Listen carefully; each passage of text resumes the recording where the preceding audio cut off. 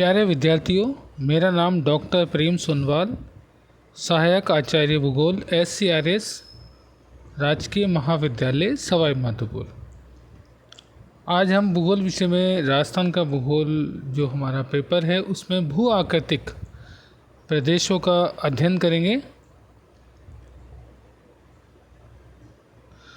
जैसा कि आप सबको पता है कि राजस्थान का क्षेत्रफल काफ़ी अधिक होने के कारण इसका धरातल सर्वत्र समान नहीं है।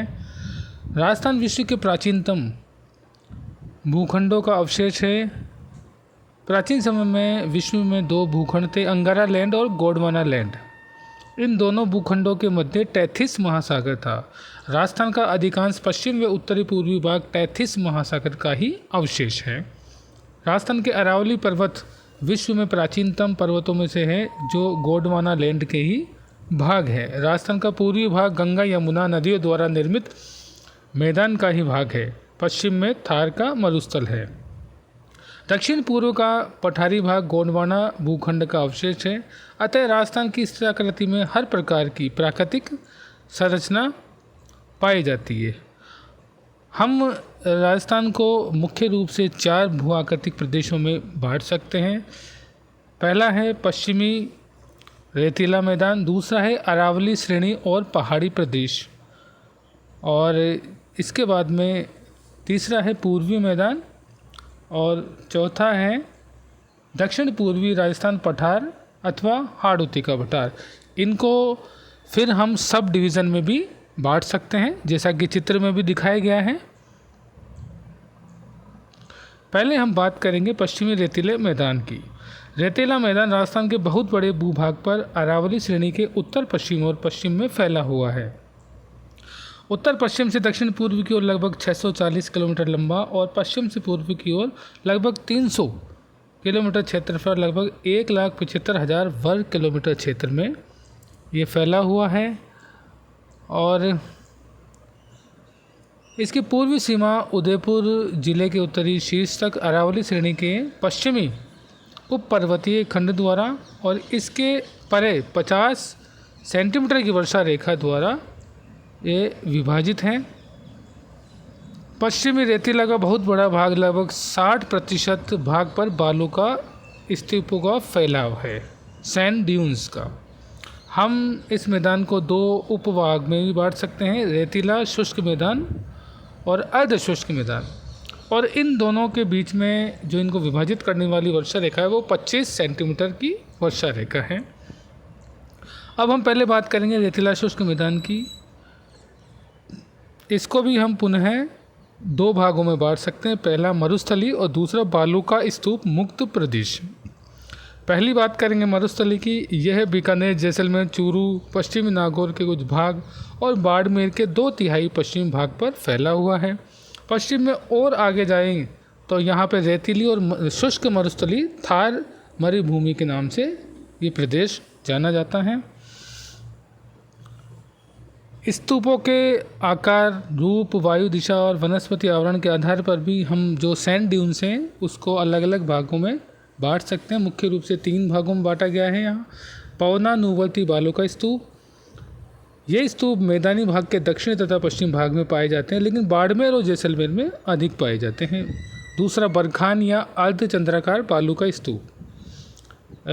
जैसा कि सबको पता है कि बालू के स्तूप गतिशील होते हैं, ये प्राय मरुस्थल के उत्तरी भागों में पाए जाते हैं। तीसरा है अनुप्रस्थ बालू का स्तूप, जो वायु की दिशा के समकोण में बनते हैं।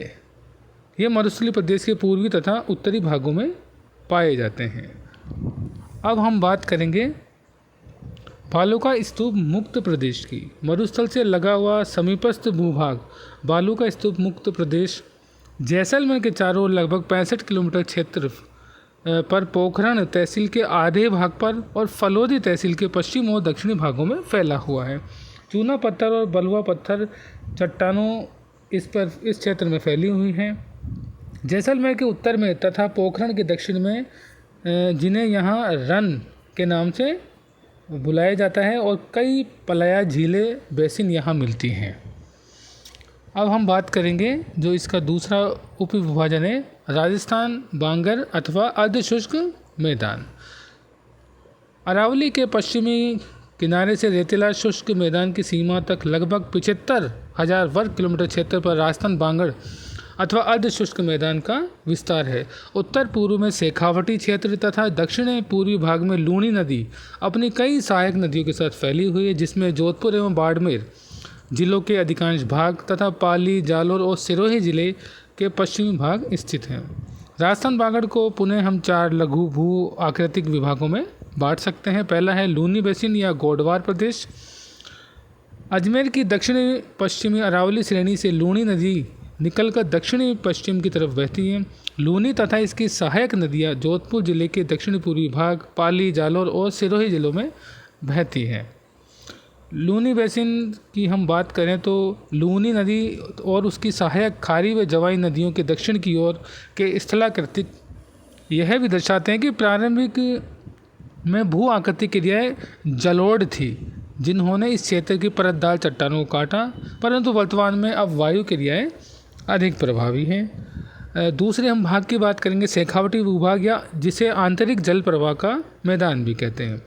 राजस्थान में बांगड़ प्रदेश में राजस्थान की उत्तरी पूर्वी सीमा तक लूनी बेसिन के उत्तर में आंतरिक जल प्रवाह का मैदान फैला हुआ है, और इसको हम 2 भागों में बांट सकते हैं। एक तरफ उत्तर में शेखावटी रेतीले मरुस्थल भूभाग, तो दूसरी तरफ दक्षिण व दक्षिण पूर्व में जयपुर के उपजाऊ मैदान। शेखावटी भूभाग की स्थलाकृति उबड़ खाबड़ बालू के टीलों द्वारा दिखाई देती है। यहाँ पवनानुवर्ती बालू का स्तूपों का केंद्रीकरण अधिक है। यहाँ स्थानीय कुएं भी, कुछ कुएं पाए जाते हैं जिन्हें स्थानीय भाषा में जोहड़ के नाम से जाना जाता है। और यहाँ केवल एक मौसमी नदी है कांतली, जो चूरू जिले में प्रवेश करते ही लुप्त हो जाती है। तीसरे भाग की हम बात करेंगे नागौरी उच्च प्रदेश। ये प्रदेश दक्षिण पूर्व में अति आर्द्र लूनी बेसिन तथा उत्तर पूर्व में शेखावटी शुष्क अंतर्वर्ती मैदान के बीच में फैला हुआ है। इसकी स्थलाकृति, अंतर्वर्ती जल प्रवाह क्रम, नमकीन झीलों तथा चट्टानी व पहाड़ी धरातल के कारण ये अपने आप में विशिष्ट हैं। यहाँ पे महत्वपूर्ण झीलें भी हैं, सांबर, डेगाना, कुचामन और डीडवाना।